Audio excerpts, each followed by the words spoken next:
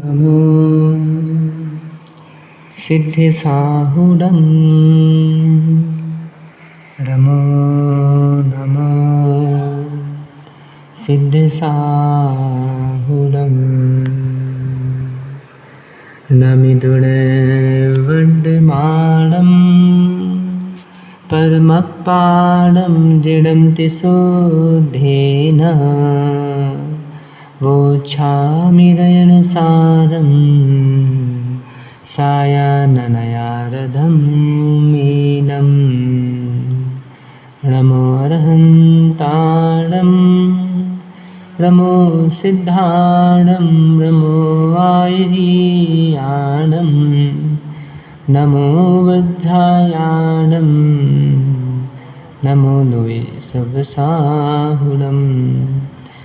अंतातीत सिद्ध परमेष्ठी भगवान की जय। वर्तमान शासन नायक वर्धमान स्वामी की जय। 1008 मूल नायक भगवान श्री पद्म प्रभु स्वामी की जय। परम पूजनीय दीक्षा शिक्षा प्रदाता आचार्य भगवान गोशेख स्वामी विशुद्ध सागर जी महाराज जी की जय। सिद्धांत शास्त्र की मुनि संघ की जय।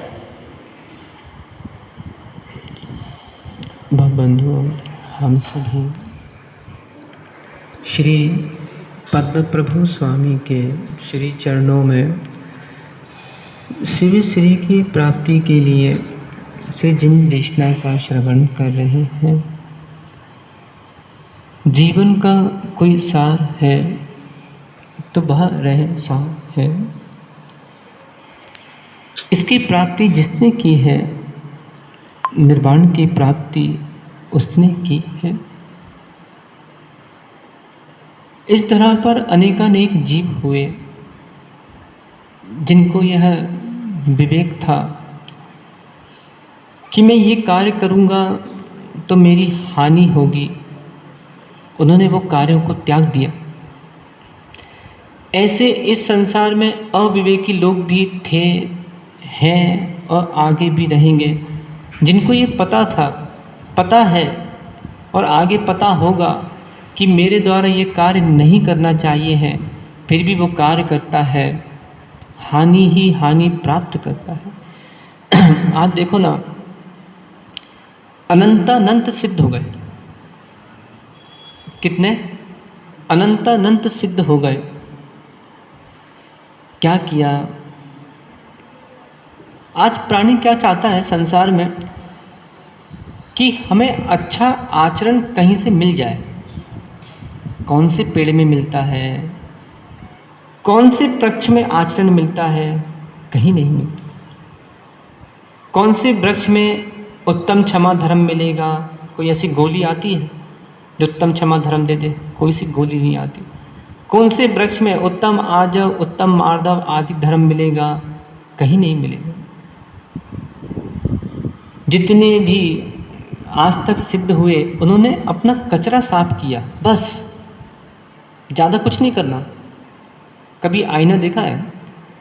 आईने में यदि धूल लग जाए तो चेहरा दिखता नहीं, और वही कपड़े से धूल साफ कर दो, चेहरा चमकता है, दिखता है। ऐसे ही अभी जिनके अंतरंग में अभी परिणाम नहीं आ रहे, तो समझना अभी मेरे अंदर कचरा भरा हुआ है। मतलब मैंने स्वयं अपने को क्या बना कर रखा? कचरे का डब्बा। सामायिक क्या करो? मैं कचरे का डब्बा हूँ, कचरा भरता हूँ। ये कचरा ही तो है। क्रोध का कचरा, इतनी गुस्सा आती है। मान का कचरा, इतना मान चढ़ा 7वें आसमान में। लोभ का कचरा, इसको बेचारे को पुण्य धन कमाने की फुर्सत नहीं। आज देखो ना, मेवा में कितने लोग रहते हैं? कितने लोग होंगे मेहमा में? कम से कम 125 लोग होंगे, 125 लोग हैं। 125 लोगों में इतनी हीन आचरण, मैं कहूँगा इसको हीन आचरण, कि मेहमा के श्रावों का इतना हीन आचरण है कि इनको जड़ धन में इतनी लीनता है कि जहाँ आत्म धन मिल रहा है मन नहीं करता। ये हीन आचरण है। आज सोचो ना, आज हमारे मुनिराज नगर में आए हैं। देखो मुझे कुछ ज़्यादा रुचि नहीं, मैं तो देखो श्रावक को कर्तव्य देख रहा हूँ। मैं तो धीरे धीरे मुनिराज नगर में आए हैं। कि चलो जिन देशना मिल रही है क्या करने यार। उतने महाराज का तो काम ही है दिन भर बोल ले, तो काम दिन भर सुनी का। तो अपने बाप की सुन सकता है दिन भर, अपने पत्नी की दिन भर सुन सकता है, पर भगवान की सुनने में इसके पास समय नहीं है। विचार तो करो इसकी लीनता कितनी है। एक छोटा सूत याद कर लो, फिर आगे चलता हूँ। हे भोगी भोग मत भोगना पड़ेगा। अब बोलो अच्छे से, हे भोगी भोग मत भोगना पड़ेगा। यदि एक व्यक्ति सुबह 8 बजे यहाँ पे आके देखना सुनता है, आईना देखेगा, वो चेहरा साफ कर लेगा। और जो आईना ही नहीं देख रहा, उसे क्या मालूम मेरे चेहरे पे कौन सी कालिक पुती है। ये तो अहोभाग्य श्रावकों का। चिंता नहीं करना, चौमासा भी हो जाएगा ना, तुमसे 1 लाख क्या 1 रुपया भी नहीं लेंगे हम। नहीं तो जाके देखो बड़े बड़े सीओ के पास जाना, एक सीए के पास या किसी वकील के पास जाना, अरविंद भाई 5 मिनट के 50,000 लेगा। वो क्या है ना, आदमी को अपने घर का मास्टर अच्छा नहीं लगता। वो क्या करता है, बाहर जाके कोचिंग पढ़ने का शौक़ रहता है उसको। मैं आपको बताऊँ, हमारे संघ के महाराज जी थे एक, अरिजीत सागर जी महाराज। कोई छुपी नहीं है बात, ज्ञान की बात जहाँ उसको प्रकरण लेना चाहिए।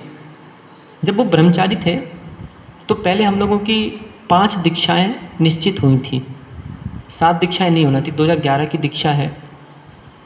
तो उस समय जो महावीर भैया थे हमारे, अरिजीत सागर जी महाराज, कल ही हमारी उनसे चर्चा हो रही थी।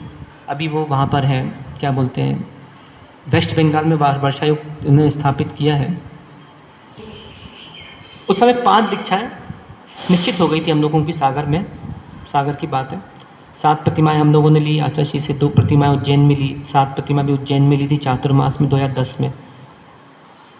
फिर जो महावीर भैया, मतलब हम तो देखा जाए तो हमसे दुगना ज्ञान होगा उनको, 2 MA। चलिए तो लौकिक ज्ञान हो गया, शास्त्री में भी अच्छा ज्ञान है। ज्योतिष, हमारे संघ के सबसे अच्छे ज्योतिषाचार्य हैं अरिजीत सागर जी महाराज, वेस्ट बंगाल में चातुर्मास कर रहे हैं अभी। तो इनके ने जब ब्रह्मचारी थे तो इनके मन में भाव आया कि नहीं, मैं भी पढ़ना चाहता हूँ, मैं दीक्षा नहीं लूँगा अभी। जबकि आचार्य जी का मन था कि दीक्षा ले लो बेटा। ले लिए तो ले लिए, सोचते रहे तो सोचते रहे। नहीं तो देखना, जो सफ़ेद कपड़ा में रहता है ना, उसको 2, 5, 10 साल निकल जाए तो बिरले ही प्राणी है जो दीक्षा ले पाते हैं, क्योंकि सफ़ेद कपड़े में उनको मज़ा आ ही रहा है। श्रावक भोजन देता ही है, एक मोबाइल यहाँ बाएं हाथ में ठूसा है, एक दाएं हाथ में ठूसा है, 2-2, 4-4 मोबाइल ठूसे ही है, ठीक। शाम को खाना मिलता ही है। तो बहुत से लोगों का मन नहीं करता फिर जब ज़्यादा समय सफ़ेद कपड़ा पहन ले तो वो क्या आचार्य इसलिए बोलते थे कि देखो बेटा दीक्षित हो, क्योंकि साधु बनते ही असंख्यात गुण से निर्जरा प्रारंभ हो जाती, करना नहीं पड़ता, अपने आप चलते फिरते निर्जरा प्रारंभ हो रही है। सम्यक तो आया निर्जरा प्रारंभ, संयम आया निर्जरा प्रारंभ, सकल संयम आया निर्जरा प्रारंभ, 9वें अध्याय में लिखा है। तो वो महाराज जी क्या किया, अरिजीत सागर ने बोले मैं भी पढ़ना चाहता हूँ, पढ़ूंगा।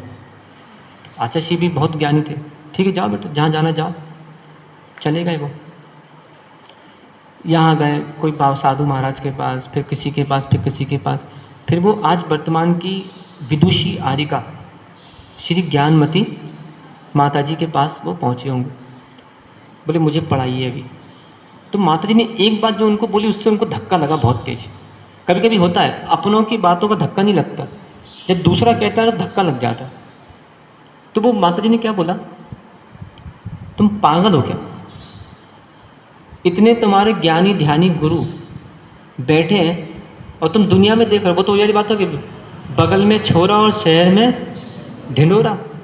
तो उनको जब ये बात लगी कि अरे हम कहाँ अज्ञान में थे, हमारे घर में ही हमारे गुरु इतने ध्यानी गुरु हैं और मैं दुनिया में तलाश कर रहा हूँ। तो वो तुरंत संग में आए, उन्होंने फ़ोन किया।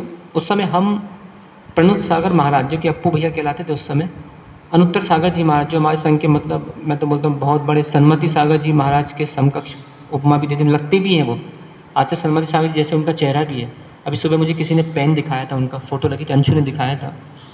अच्छे साधक है, ज्येष्ठ, हम तो उनको अपना गुरु भाई भाई भी मानते, बड़ा भाई। हमारे संघ के सबसे मतलब दीक्षा में 7 दीक्षाएँ जो हुई थी उसमें सबसे बड़े अनुत्तर सागर जी थे। उनके साथ में हम चातुर्मास के पहले मतलब वर्षा योग में जब ब्रह्मचारी थे, प्रवचन करने भी गए, अबुदुल्लागंज आदि। बड़े भाई के रूप में समझते, अच्छे हैं, सम्माननीय हैं, पूजनीय हैं। तो हम लोग गए थे शिखर जी, सागर से 2000 किलोमीटर गाड़ी से गए थे, दर्शन करना था। उस समय हमारी 108 साधुओं की वंदना हुई थी शिखर जी में। तो उस समय समाचार आया रास्ते में, आराध्य सागर महाराज जिन्होंने श्री निष्क्रिय जैसे महान महान व्रत की, हमसे दीक्षा में एक छोटे तप में हमसे इतने बड़े कि हम उनकी मतलब उनके साथ कदम से कदम मिला के इस भव में तो हमारा चलना बहुत दुर्लभ है, बहुत बड़े साधक हैं। तो जब उन्होंने वहाँ से फ़ोन किया, आचार्य का समाचार आया कि आराध्य सागर जी से पूछ लो, नवीन नाम था, दुर्ग के हैं, कि दीक्षा लेना है क्या, क्योंकि 5 दीक्षा निश्चित थी। और महावीर भैया अर्जित साहब तैयार हो गए थे, क्योंकि उनको वहाँ पे माता जी के शब्द लग गए थे कि नहीं, माता जी सही कह रही हैं कि अपना घर ही इतना अच्छा, अपन कहाँ दुनिया में भटकना चाहते हैं। तो कुछ नहीं, फिर उन्होंने आके निवेदन रखा, फिर 7 दीक्षाएँ निश्चित हो गई थी। ऐसे यहाँ पे मैं क्या कहना चाह रहा हूँ, ये प्रकरण क्यों निकला था, बोलो ये प्रकरण क्यों आया था? ये प्रकरण इसलिए आया था कि जब तक आईना नहीं देखेंगे तब तक कालिक नहीं पूछ सकते। एक भोगी अभी घर में बैठ के चाय पी रहा होगा, उसे भविष्य में भोगना पड़े। एक भोगी, अभी तो ऐसे महारथी भोगी होंगे जो भी सो के नहीं उठे होंगे, 8:15 बज गई है, ये कब सो के उठेंगे, जब हम आहार करने जाएंगे। सोच, दिनचर्या में कितनी हीनता आ गई, पता ही नहीं है क्या जीवन जीना है, क्या करना है, कैसा करना है, कुछ नहीं पता। इसलिए बोलते ना, बेलगाम घोड़ा पटक देगा।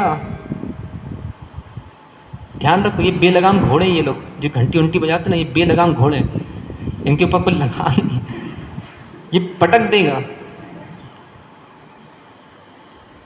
इसलिए जो शरीर है ना, इसको बेलगाम घोड़े की तरह मत बनाओ, मैं सही बता रहा हूँ। आज यदि इस शरीर को प्रमादी बना दिया तो बिल्कुल मैं बता रहा हूँ भविष्य में पटक देगा। भी देखते थे ना, पुत्तूलाल से कल मैं पूछ ही रहा था कितनी उम्र हो गई, तो कितना बताया था, 55 साल की उम्र हो गई। कितना बढ़िया शरीर है। आज इनकी देखो बीचन जी कितनी उम्र हो गई, 49 हो गई। कितना अच्छा शरीर है। मतलब मैं बोल रहा हूँ अपने शरीर से मेहनत करो, कोई बात नहीं, कोई बात। अरे बेलगाम घोड़े, उनको लगाम लगाना पड़ेगा। नहीं बैठे रहो, अरे बैठे रहो। देखो जब तक घुड़सवार के पास नहीं आएंगे, घुड़सवार लगाम लगाएगा कैसे? तो यहाँ क्या कह रहे हैं, कोई बात नहीं।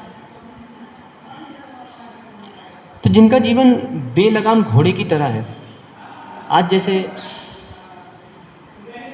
घंटी की आवाज़ कम थी भैया, तुम्हें ज़्यादा, तुम तो संभालो। देखिए एक बात बताऊं, दिन है तो बोलते जाओ, रात है, दिन है तो रात है, लाभ है तो हानि है, हानि भी है, ज्ञानी है तो ज्ञानी है, मूर्ख भी है। तो ये सब चीज़ें, स्त्री है तो पुरुष है। पुरुष भी है। हम सोचे कि हमको सब ज्ञानियों का लाभ मिल जाए, नहीं मिल सकता। अभी ऊपर पढ़ रहे थे हम लोग कक्षा, अभी ऊपर कक्षा चल रही थी हमारी युवाओं की, उसमें 4 प्रकार के प्राणी के बारे में व्याख्या आई थी। अभी दान का पाठ पढ़ रहे थे। एक वो पुरुष होते हैं मक्खी चूस। इशू बोल तो रुक जाओ, वहीं बैठ जाओ, बोलो दादी को। अब ये चावल चढ़ाएंगी, इनको टोकना बहुत ज़रूरी है ऐसे लोगों को, नहीं तो इनकी मनमानियाँ बहुत लोग का हिरास कर देती है। देखें एक बात बताऊं, 2 से कभी दोस्ती मत, 2 कभी किसी का मित्र नहीं होता। एक का नाम भूपति और दूसरे का नाम यति। भूपति और यति, भूपति मतलब राजा। यदि राजा गद्दी पे बैठा है तो राजा का बेटा भी यदि मांस खाएगा तो राजा उसको बिना देखे फांसी की सजा देगा। नहीं तो आप सुन लो, कथा नहीं पढ़ी आपने कि जब वो उसके बेटे ने मांस खाया था तो राजा ने बिना देखे बोल दिया था कि इसको फांसी लगाओ, कोई भी हो, मुझे कोई मतलब नहीं। दूसरा यति, मुनिराज। दुनिया मुनियों के मित्र हो सकती है पर मुनि किसी के मित्र नहीं होते। नहीं तो मुझे डर लगेगा यहाँ बैठ के, अरे मैं बोलूँगा तो कहीं बीचन जी बुरा मान गए, कल से आएंगे नहीं तो क्या होगा। तो अरे मत बोलो मत बोलो, डरो इनसे, मत बोलो। तो यदि बोलेंगे नहीं तो मैं मानूंगा फिर कल ये मित्र बन गए, परसों मित्र ही बन गए, परसों मित्र ही बन, नरसों मित्र ही बन गए, अब पता पूरी दुनिया मित्र बन गई। अब महाराज अब आप जिनवाणी बोल ही नहीं पाओगे, क्योंकि आपने दुनिया को मित्र बना लिया। अब मित्र बना लिया तो आपको लगेगा अरे इस इंसान का बुरा मान लिया तो कहीं मैं इसको बोलूँगा ये भोगी, इसको धक्का लग गया, अरे महाराज ने मुझे आज भोगी बोल दिया, अब कल से हम नहीं आ गई। कहा था ना, पहले पाप करता है फिर पापी कहो तो लड़ता है। अब भोगी को भोगी नहीं कहे तो योगी कहेगा, तुम योगी हो क्या अभिचंद जी, योगी हो क्या? लक्षण दिखते नहीं, एक लक्षण नहीं योगी के, तो भोगी कहें कि नहीं कहे। इसलिए सामायिक किया करो, मैं भोगी हूँ, करो सामायिक करो, मैं भोगी हूँ, मैं भोगी हूँ, भोगता हूँ, भोगता हूँ, प्याज खाता हूँ। प्याज खाता हूँ। ये सामायिक करना तुम लोग को बहुत जरूरी है, मैं बता रहा हूँ अभी, नहीं तो मैं बता रहा हूँ ये नमोकार बाबा बाबा बाबा मुँह चलाते चलाते 50 साल हो गए आचरणहीन। ये मंदिरों में आके तुमने प्लास्टिकों की धागों की मालाएं टांग दी और बैठ के माला जाप कर रहे हो, सामने वाला कह रहा है वाह क्या मुद्रा दिख रही है, अरे तन दिख रहा है, इसका मन कहाँ है पूछो जरा इससे। ये चोला पहन के, ये पीला चोला पहन के बहुत अच्छा लगता है कि हम बहुत बड़े धर्मात्मा हैं, अपने मन से पूछो कि मन कहाँ है। तन तो दिख रहा सामने बैठे भाई साहब, अब कलश लिए हाथ में, माना पुत्तूलाल खड़ रहे हैं कलश लिए हाथ में, और याद आ गई कहाँ की, मैं दुकान में दूध घोट रहा हूँ। फिर सामायिक करो, मैं भोगी हूँ, योग के स्थान में भी मुझे भोग की याद आती है, अहो आश्चर्य, विचार तो करो। तो 4 प्रकार के पुरुष प्राणी जो कहे गए अभी जो ऊपर हम पढ़ रहे थे, एक वो होता है जो क्या करता है, ना तो खाता है और ना खिलाता है। ऐसे प्राणी संसार में जिसकी प्रवृत्ति कुक्कुर की तरह होती है। कुक्कुर को देखा है कभी, एक रोटी डालना तो क्या करता है, मुंह में दबाएगा और कहीं कोने में छुप जाता है वो, और छुप के खा लेता है। खासकर बच्चों में भी ये प्रवृत्ति होती है। बच्चे क्या करते हैं, जैसे माना कि कुछ उनको चिप्स का पैकेट या टॉफ़ी वगैरह मिल जाए तो वो देखते हैं कहीं 4 दोस्त अभी वहाँ पे खड़े हैं, तो वो धीरे से उस टॉफ़ी को बाथरूम में गए या कहीं गए मुंह में डाली और चुपचाप से आ गए, है ना। ऐसे जब रिश्तेदारी आते हैं, रिश्तेदार वगैरह घर आते हैं, कुछ लोग आते हैं, तो आदमी क्या करेगा, धीरे से खाया और मुँह साफ किया और आ गए, हाँ भैया ठीक। अच्छा, संयुक्त परिवार में थोड़ी सी समस्या आती है। संयुक्त परिवारों में क्या होता है कि जैसे मान लो छोटे भाई को अपने बच्चों के लिए अंगूर लाना है या समोसा लाना है, तो काली पन्नी में लाना पड़ता है, नहीं तो धीरे से क्या किया, गाड़ी की डिक्की में रख दिया, और जब सब सो गए तो धीरे से रात को गया, धीरे से निकाल के लिया ताकि बड़े भैया कहीं देख ना ले, उनके बच्चे कहीं देख ना ले। तो ये सब प्रवृत्तियाँ कैसी है, ये कंजूसों की प्रवृत्ति, मक्खी चूस हो गई। मक्खी चूस कौन सा होता है, जो खा ले पर किसी को ना खिलाए, वो मक्खी चूस होता है, और जो ना खाए ना खिलाए वो कंजूस होता है। हाँ, उदार मना फिर भी ठीक होते, इसलिए उदार मना बनो। कैसा, खाए और खिलाए, मतलब स्वयं भोजन कर रहा है तो भोजन करते समय चलो भाई कोई आया तो आप भी आइए, बैठिए, आप भी खाइए, ये भाव रखता है। और दातार सबसे बड़ा होता है जो विचार करता है, दातार, कि चलो मैं भले ही ना खाऊं पर दूसरे को जरूर खिलाऊं। एक सम्यक दृष्टि जीव यदि अपने घर में बैठा है और उसने देखा कोई आया है, वो कौवा बन जाता है, अपनी थाली छोड़ देगा पर पहले अतिथि की सेवा करेगा। अतिथि देवो भवा, सब कहने में है बस, करने में नहीं है।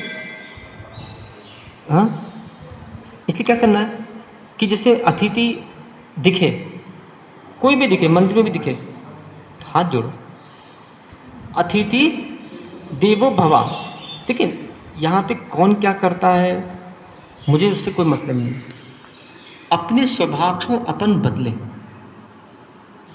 अच्छा, अपने को वो नहीं बनना। महाराष्ट्र में कहते हैं भुसगावड़ा,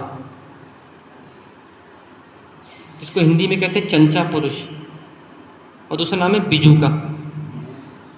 कभी बिजूका नहीं बनना, चाहे कर्म क्षेत्र हो चाहे धर्म क्षेत्र। बिजूका देखा है ना, खेत में ऐसा खड़ा रहता है वो, एक डंडी लगा दी, ऊपर मटका लगा दिया, उसकी 2 आंखें मूछ मूछ बना दी, वो कहलाता है बिजूका। ऐसे प्राणी ना तो स्वयं खाते हैं और ना किसी को खाने देते। ऐसे प्राणी कभी मत बनना। देखो, अनुमोदना कर सको तो करना, निषेध नहीं करना, ये हमेशा ध्यान रखना। जैसे मान लो अब कुछ कार्यक्रम होना है धर्म क्षेत्र में, या चलो चातुर्मास होना है, कोई कार्यक्रम होना है, समाज के 25-50 लोग जुड़ गए चातुर्मास, अरे मत कराओ, कोई मतलब नहीं, कोई जरूरत नहीं चातुर्मास कराने की। ये बिजूका वाला प्राणी कैसा, ना तो खाता है ना स्वयं लाभ देना चाहता है, और कोई 10-20 प्राणी लाभ भी लेना चाहे उनको लाभ भी नहीं देना चाहता। कभी ये प्रवृत्ति अपने जीवन में मत लाना। कभी धर्म आयोजन होए तो कभी धर्म आयोजन में कोई यदि धर्म आयोजन करना चाह रहा, मैं बोल रहा हूँ 1 व्यक्ति भी करना चाहे, 10 व्यक्ति भी करना चाहे, अपने मन में यदि भाव आ रहा है कि मेरा मन नहीं है, तो कभी मन की मुंह में मत लाना। नहीं तो वो चिड़िया वाली कहानी सुनिए ना, एक वो चिड़िया आग बुझा रही थी, अपने चोंच में पानी ले लेके घर में आग लग गई, बुझा रही थी। तो एक सेठ जी जो मानी थे, तीव्र मान में थे, तो सेठ जी ऐसे मान में खड़े थे। जितने महवा के सेठ हैं थोड़ा ध्यान रखें इस बात को। तो वो सेठ जी कहते हैं, ये चिड़िया ये क्या कर रही है, मूर्ख है क्या तू, ये क्या 1 बूंद पानी से, कहते 1 बूंद पानी से आग बुझेगी, तुझे लगता है पागल है क्या, दिमाग नहीं है तुझको। तो चिड़िया कहती है, सेठ जी मूर्ख मैं नहीं, मूर्ख तुम हो। जब भी भविष्य में इतिहास लिखा जाएगा तो मेरा नाम आग बुझाने वालों में आएगा, आग लगाने वालों में नहीं आएगा। इसलिए चिड़िया बनो। कभी भी धर्म क्षेत्र धर्म अनुष्ठान में उदार मना लाओ। कभी कोई देखिए, मान लो कोई मंदिर में अपन आए, एक बात के लिए मैं बता रहा हूँ, साधु हो चाहे ना, उससे कोई मतलब नहीं। कोई श्रावक यदि दिख जाए, या कभी तीर्थ क्षेत्रों पे जाते हो, तीर्थ क्षेत्रों पे भी देखते हैं अपन अपना कलेवा वगैरह लेके खाते हैं, कोई श्रावक दिख जाए तुरंत खड़े हो जाओ, भैया आप भी लीजिए, अरे हमारा छोड़िए हम तो पानी पी लेंगे, आप लीजिए, बैठिए बैठिए बैठिए। ये प्रवृत्ति आना चाहिए। उदासों के कारण धर्म बदनाम हो गया, मैं सही बता रहा हूँ। उदासों के कारण धर्म प्रभावना में हीनता आ गई है। इसलिए अपने को उदासों हम नहीं करना, कि कभी ध्यान रखना। जितने बच्चे बैठे उन बच्चों को भी समझा रहा हूँ, कभी स्कूल जाओ ना, अपना टिफिन खोलो, कभी पैर नीचे करो। देवशास्त्र गुरु के सामने पैर ऊपर नहीं रखना, बहुत बढ़िया बेलना, अंगूठा दिखना नहीं चाहिए। तो कभी भी स्कूल भी जाओ ना, जितने बच्चे बैठे हैं, कभी कुक्कुर जैसी प्रवृत्ति मत करना, कौवा बनना। कौवा क्या करता है, काँव काँव करता है, और काँव काँव करके सबको बुलाता है, और उसके बाद फिर खाता है। मैं आपको भीलवाड़ा के बारे में बात बताऊं 2 मिनट के लिए। भीलवाड़ा में सोहन चंद जी थे, कबाड़ी कहलाते हैं, सोहन चंद जी थे वहाँ पे। जब उस समय चातुर्मास होना था, 2015 की बात है, अकेले पूरा भीलवाड़ा आचार्य को ले गए। आगरा की मैं आपको बताऊं, आगरा में चातुर्मास होना था, तो आगरा में कुछ लोग जो वहाँ के थे मना करे, चौमासा नहीं नहीं नहीं नहीं नहीं। तो आगरा चातुर्मास जब होना था, तो उस समय एक लड़का था आशू बाबा नाम का, उस समय संघ रुका था आगरा, मतलब हम लोग सब थे जयपुर में थे। 2014 की बात है, जब बहुत बड़ा यति सम्मेलन हुआ था।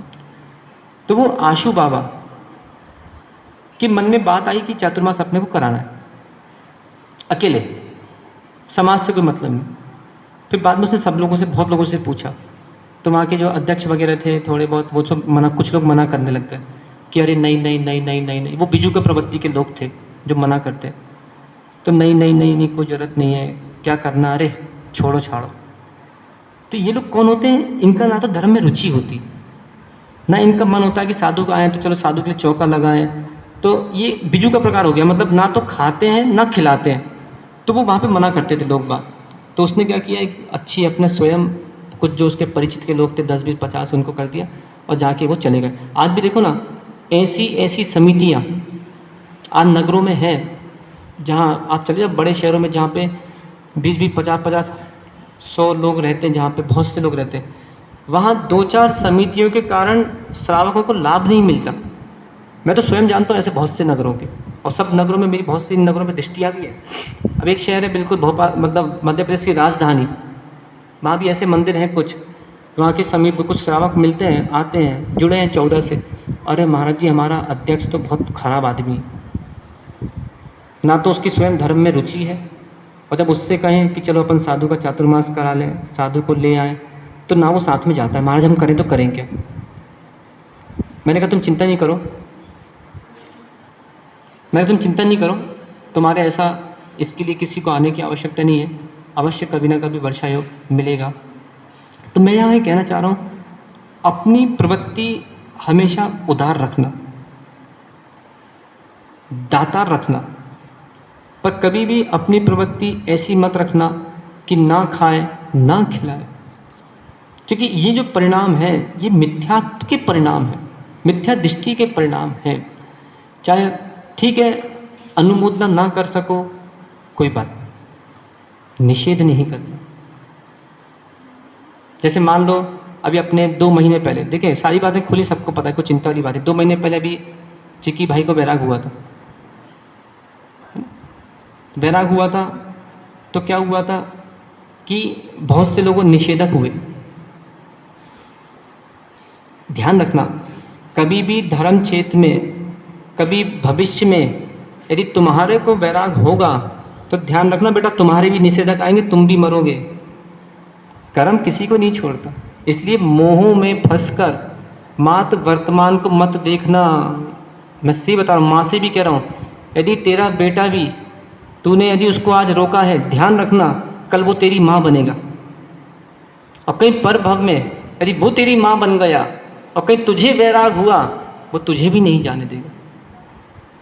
इसलिए कभी धर्म क्षेत्र में कभी निषेध नहीं करना, अनुमोदना नहीं कर सको मौन रहना, पर कभी निषेध नहीं करना। धर्म कार्यों में कभी भी निषेध नहीं करना। आज देखते हैं अपन बहुत से आयोजन होते हैं, बहुत से संघ रहते हैं, आज संघों में बहुत सी चीज़ें क्रियाएं होती हैं, तो श्रावक बोलते पाए जाते हैं, अरे आज ये महाराज का निर्णय सही नहीं है, तो तुम बाप बन जाते हमारे। एक बात के लिए मैं कह रहा हूँ, जैसे घरों में भी नहीं तो बच्चों के मुंह खुल जाते हैं कभी कभी, बोले अरे यार आपने सही नहीं किया, तो भैया तुम बाप बन जाओ, तुम कर लेना सही जब तुम्हारा समय आएगा। आज जैसे अपना बड़ा बड़ा प्रधानमंत्री भी देश में है, जैसे क्रिकेट मैच होते हैं, मतलब कुछ लोगों को बोलने की आदत जो है ना, इससे धर्म की बहुत बहुत बहुत बड़ी हानि होती है। अपन इस बात को समझते नहीं है। अपन क्या करते हैं, बड़े होने के बाद भी बचपन में चले जाते हैं, बचकानी हरकतें करते हैं। ये कभी मत लाना अपने जीवन में। जैसे क्रिकेट मैच होता है, अभी क्रिकेट मैच में क्या होता है, क्रिकेट मैच चल रहा है और हमारा टीनू बैठा है, मैं होता छक्का मार देता, तुझे बल्ला पकड़ना नहीं आता, तू क्या छक्का मारेगा, तुझे मात बोलना ही आता है, बस बड़े बोले तेरा कुछ नहीं होगा। ध्यान रखो, कभी ऐसी प्रवृत्ति अपने जीवन में मत लाना। उदार मना बनना, दातार बनना, लगाम रखना, अपने शरीर पे लगाम रखो, अपनी वाणी पे लगाम रखो, अपने मन पे लगाम रखो। इसलिए ना मुनियों की 8 माँ होती है जो मुनिराजों को बचा के रखती हैं, जिनका नाम है 5 समिति 3 गुप्त। अब देखो ना, ये बेलगाम का घोड़ा आया अभी पीछे से, ये बैठा ना माइक के आगे, ये चावल लेके बैठा है, ये बेलगाम का घोड़ा है। इसको ये नहीं पता कि मैं अभी अंदर से आया, इसने लगाम नहीं लगाई अपने शरीर पर। बुरा नहीं मानना, मैं बता रहा हूँ,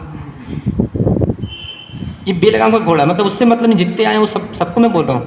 जो लोग यहाँ पे आके और बिना धरती पे देखे बैठ गए, इनकी अपने शरीर रूपी घोड़े पे लगाम नहीं है। लगाम कसो, इसको जागृत करो, इसको उठाओ कि नहीं तू कैसे बैठ गया। जैसे ये पहन के आए, धोती दुपट्टा पहन के आए, तो इसी दुपट्टे से पहले धीरे से हल्के हाथ से, मानना नहीं तो तुम ऐसे दुकान में फटकारते हो ना गेहूँ बोरों में, ऐसा मत करना। धीरे से अच्छे से मार्जिन करो और फिर धीरे से बैठ जाओ। इसको बोलते हैं लगाम लगा ली, निर्जरा हो जाएगी। तो अपने देखा था, इसलिए मैं ये सब बातें क्यों कर रहा हूँ, क्योंकि यहाँ पे जो परिणामों की व्याख्या आ रही है, घमंड में आदमी क्या क्या नहीं कर देता। लोगों ने तो, पता नहीं होगा आपको, लोगों ने घमंड में साधुओं के गले घोट दिए। ऐसे ऐसे अभी ज़्यादा पुराने केस नहीं है। अब मैं कितने केसों का खुलासा करूं यहाँ से।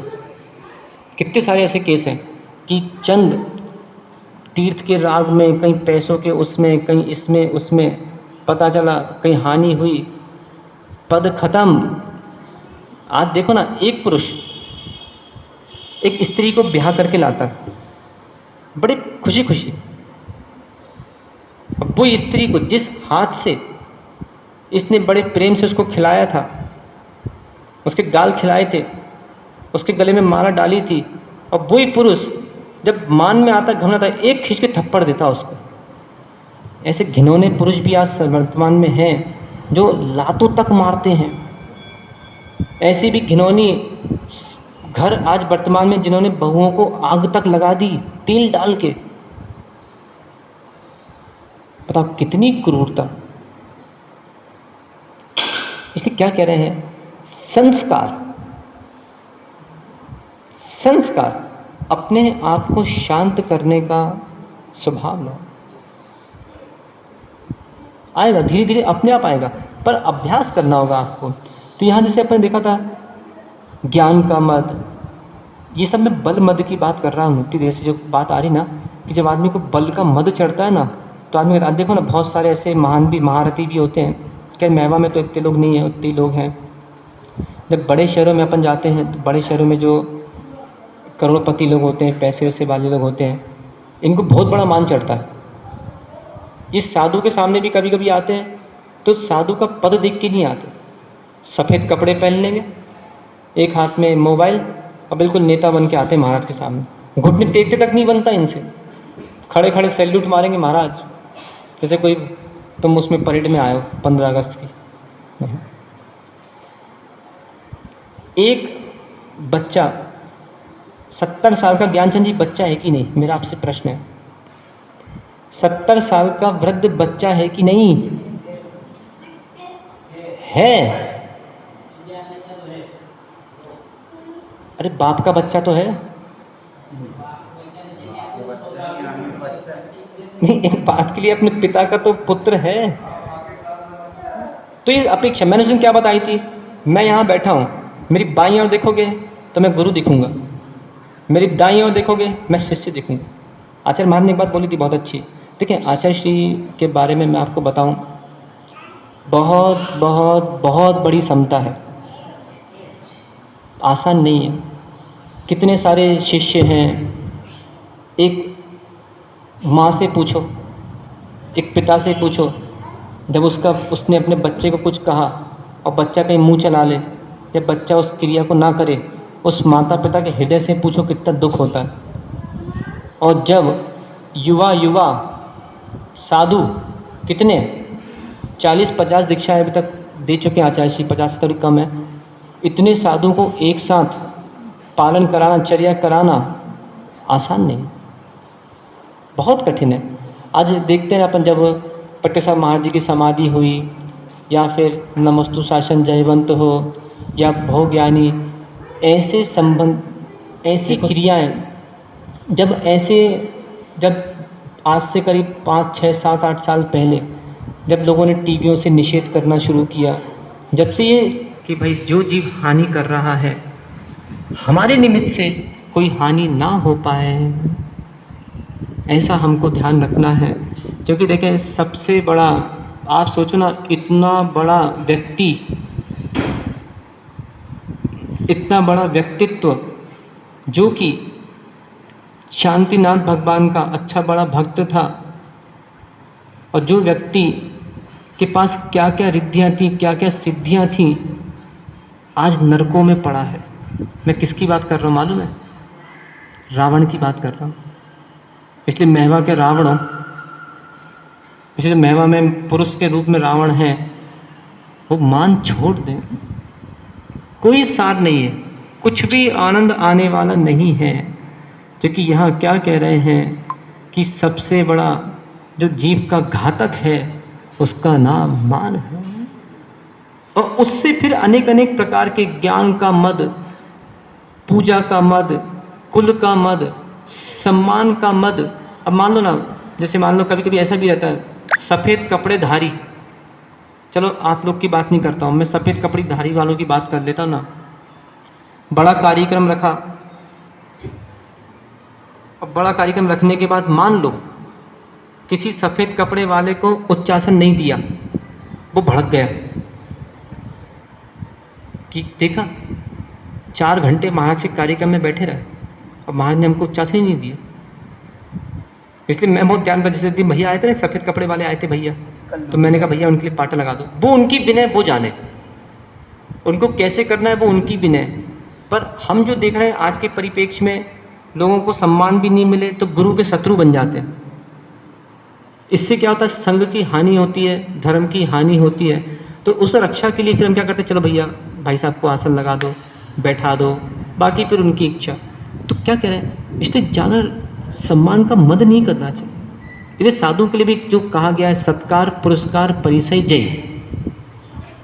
आपको कोई नहीं बुलाए, हम कोई वो वाले साधु नहीं है कि हम घर कमरे में बैठे, पुत्तूलाल जी कल से 10 लोग आना, श्रीफल लेके ध्यान रखना, जब तक नहीं आओगे हम आने वाले नहीं हैं, ध्यान रखना। हाँ, सबको लेके आओ, ये महिलाओं को, बच्चों को 10 लोग आना चाहिए शांति धारा में, 10 लोग आना चाहिए प्रवचन में। क्या करना महाराज आपको? क्या श्रीफल आपकी पालकी है क्या, कि आपको पालकी चाहिए, पालकी में लेके आना? नहीं आया श्रावक, आप पहुंच जाओ। अनुराग, धर्मानुराग। इस प्रकार से अपने जीवन में शाप को, आज के देशना में हमको इतना ही बस समझना है कि इस संसार में अनेक उदाहरण हम देख रहे हैं, समझ रहे हैं, और ये हमको समझ में आ रहा है कि इन चीज़ों से हानि हो सकती है। अपने मन को उदार बना, मेरा भला हो चाहे ना हो, अब समय नहीं तो दृष्टांत देता, समय हो गया, कल बताऊंगा। मेरा भला हो चाहे ना हो, पर अगले की हानि नहीं होना चाहिए है, ऐसा उदार मना बन के जीवन जियोगे तो अवश्य ही इस भव में भी आनंद आएगा और पर भव में भी आनंद आएगा। रक्षा करो जीव की रक्षा करो, रक्षा करो जीव की रक्षा करो, रक्षा करो जीव की रक्षा करो। यदि नहीं की रक्षा जीव की तो चलती रहेगी दुकान। कर्म अजीब की। भगवान आदिनाथ स्वामी।